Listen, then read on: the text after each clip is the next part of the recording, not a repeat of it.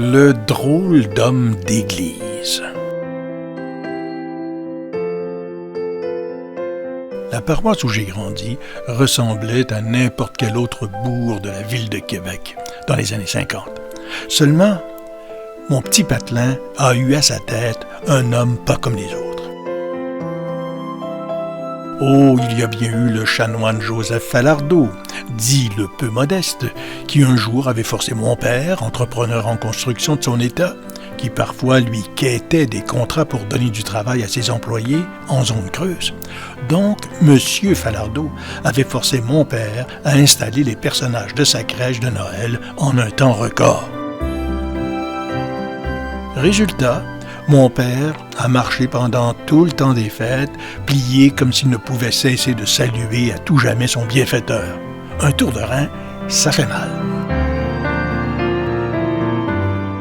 Mais ce qui distinguait le chanoine Falardeau, c'est qu'il succéda à la tête de la paroisse à un personnage hors norme. Et j'ai nommé Édouard Valmore Lavergne. Laissez-moi vous raconter brièvement qui il fut et de quel bois il se chauffait. Non mais regardez-moi cette bouille. C'est celle d'un homme qui ne doute pas de lui.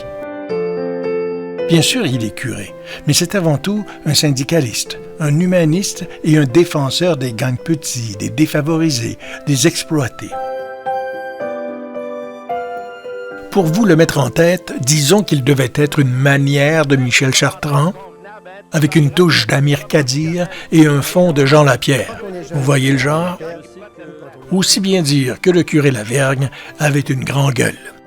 Mais il avait, avant tout, une plume féroce, si tant est qu'une plume puisse l'être.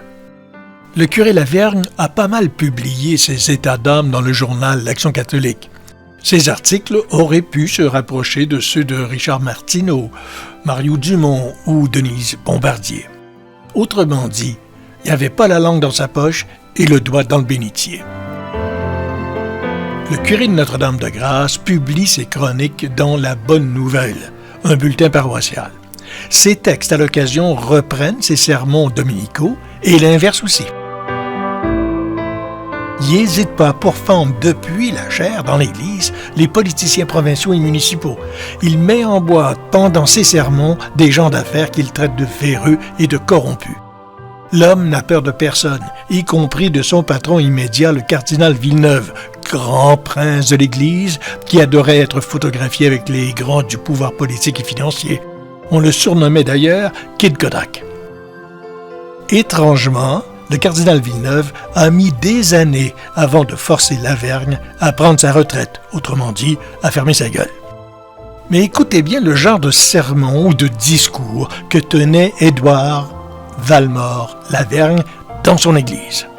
Je vous demande de voter comme des hommes libres et non pas comme des esclaves à la chaîne qui suivent sans savoir où on les mène.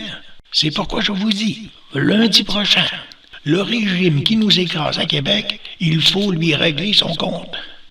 C'était le 17 novembre 1935, 8 jours exactement avant le scrutin qui devait décider du sort du gouvernement de Louis-Alexandre Taschereau. Le Parti libéral avait conservé de justesse sa majorité. Mais l'année suivante, Maurice Duplessis prenait le pouvoir à la tête de l'Union nationale. Je sens que je me serais très bien entendu avec ce Édouard Valmore Lavergne, car encore aujourd'hui, j'adore manger du curé. À suivre.